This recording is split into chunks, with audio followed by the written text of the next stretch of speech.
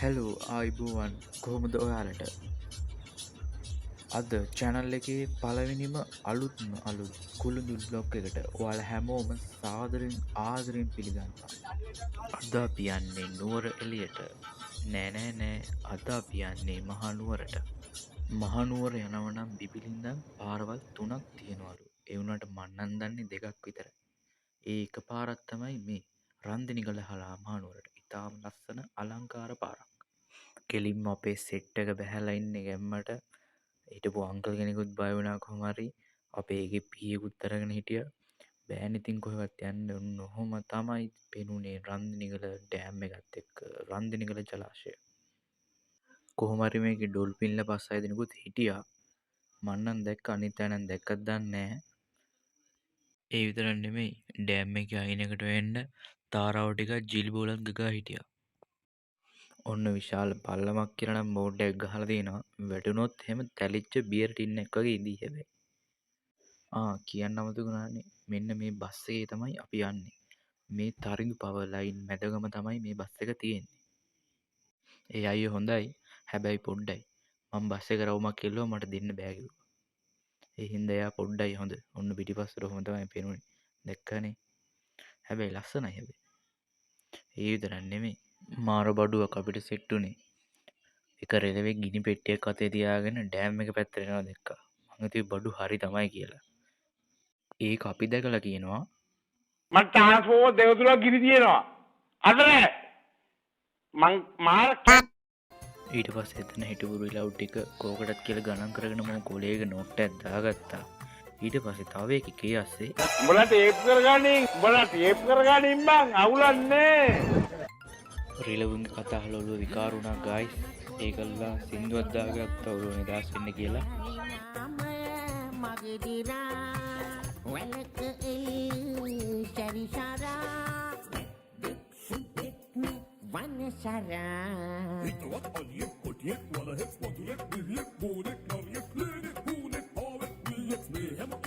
මොන වුණත් ලස්සනයි. ඊට පස්සේ රතු කිරිල්ලියක් කෙනා පැටියෝ කොහොමද?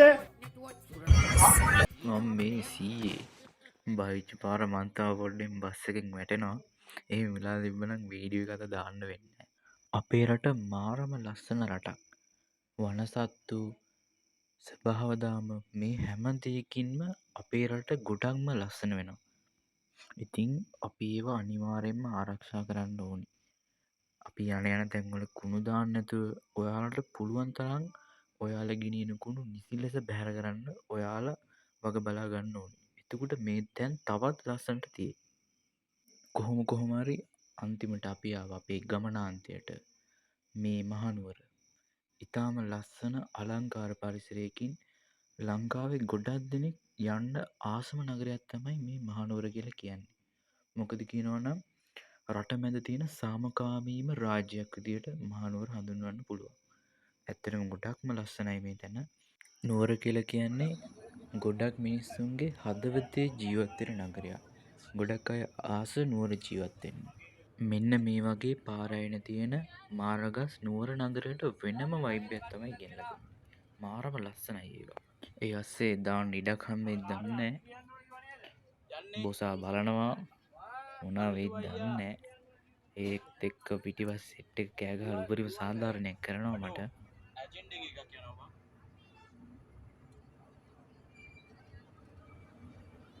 කොහොම හරි කැන්ඩි ටවුන් එකේ වටයක් ගහනවා කියන එක වෙනම වයිබ් එකක්. ඒක මාරම ෆන් ෆීලිං එකක්. අපරාධි කියන්න බෑ. ට්‍රැක් පැනපු සෙට් එකක් එක්ක ට්‍රිප් එකක් යනවා කියන්නේ අන්න ඒ වයිබ් එක තවත් දෙගුණ වෙනවා. අන්න ඒ වගේ සෙට් එකක් තමයි මාත් එක්කත් හිටියේ.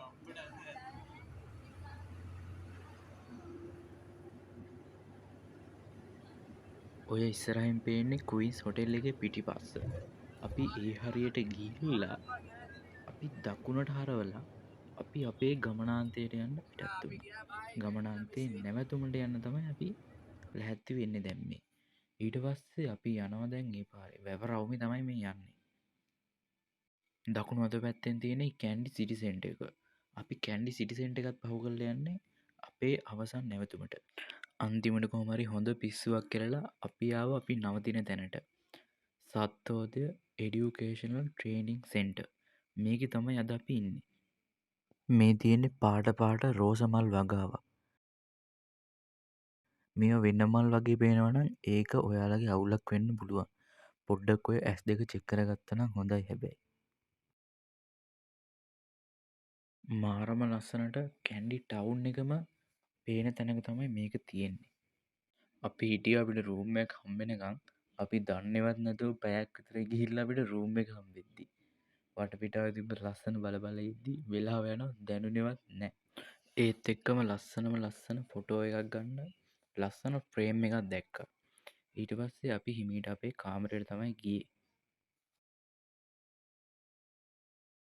මෙහෙම තමයි අපි හිටපු රූම් එකට නුවර ටවුන් එක පෙනුනේ.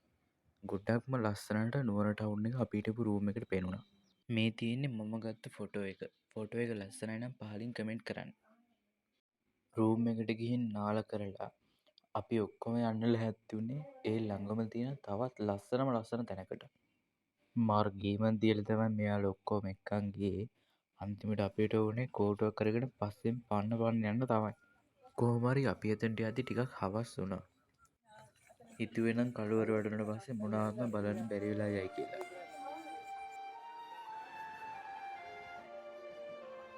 අම්මෝ මෙතන නම් මාරම ප්ලේස් එක.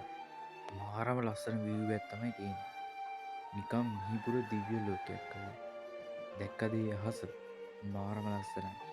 දම් පාටයි. ඒත් එක්කම තවත් පුදුම කිරීමක්. මේ තමයි බහිරව කන්දේ බුද්ධ ප්‍රතිමා වහන්සේ. අපි එතනට ගියාට පස්සේ තමයි දැනගත්තේ අපිට මේ බුද්ධ ප්‍රතිමා වහන්සේගේ උඩටම යන්න පුළුවන් කියලා. මේ බුද්ධ ප්‍රතිමා වහන්සේ පීඩලා තියෙන්නේ මුළු නුවර නගරයටම ආශිර්වාදයක් වෙන විදිහට මුළු නුවර නගරයම පේන තැනක තමයි මේ බුද්ධ ප්‍රතිමා වහන්සේ පීඩලා තියෙන්නේ. ඒත් එක්කම මේකේ උඩට යන්න පුළුවන් කියලා අපි දැනගත්තා ඒ වෙලාවේ. ඊට පස්සේ තට්ටු 7ක් අපි නැග්ග උඩට යන්න. කොහොම හරි අහස මාරම ලස්සනට පෙනුණා.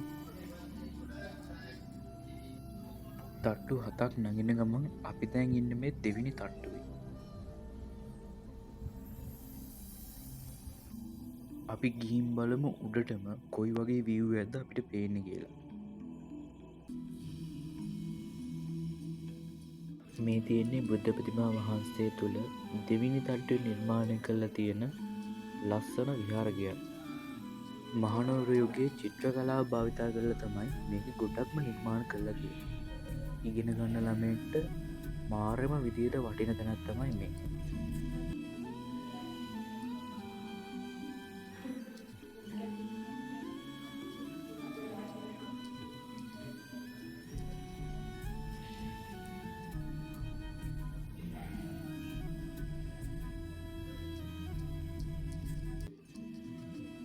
අන්තිමට අපි ආවේ ඉහළම කොටසට. මේ පේන්නේ බුද්ධ ප්‍රතිමා වහන්සේගේ හිස කොටස සහ උරහිස කොටසයි. මෙතනට ඇත්තටම මාරම විදියට තමයි නුවර ටවුන් එක පේන්නේ.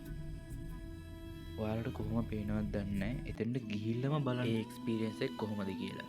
මේ පේන කාර්යාලයේ ඊටාම වටින පොත් වහන්සේලා ඒ වගේ දේවල් තියෙනවා. ඔයාලත් ආවොත් ඔයාලටත් ඒවා බලන්න පුළුවන්. මේ තමයි අපේ සර්. මේ තමයි අපේ ගෑන්සිය. මාරම ලස්සන view එකක් තමයි එතනට පෙනුනේ. ඒත් එක්කම හඳ පායලා තිබ්බා පැත්තකින්. ඒකත් එක්ක මාරම ලුක් එකක් තමයි අපි හිටපු තැනට දැනෙන්නේ. ඒත් එක්ක ෆොටෝ එකක් ගන්න ප්‍රේමයක් දැක්කා. මේ තමයි ඒ ගත්ත ෆොටෝ එක. ලස්සනයි නම් පහලින් කමෙන්ට් එකක් දාන්න. එහෙනම් ගයිස් අතට ඉවරයි. කොල්ල කොතනද ආතල් එතන. එහෙනම් කොල්ලෝ කෙල්ලෝ ටික ගැම්මට සබ්ස්ක්‍රයිබ් කරලා අපිත් එක්ක සෙට් වෙමු.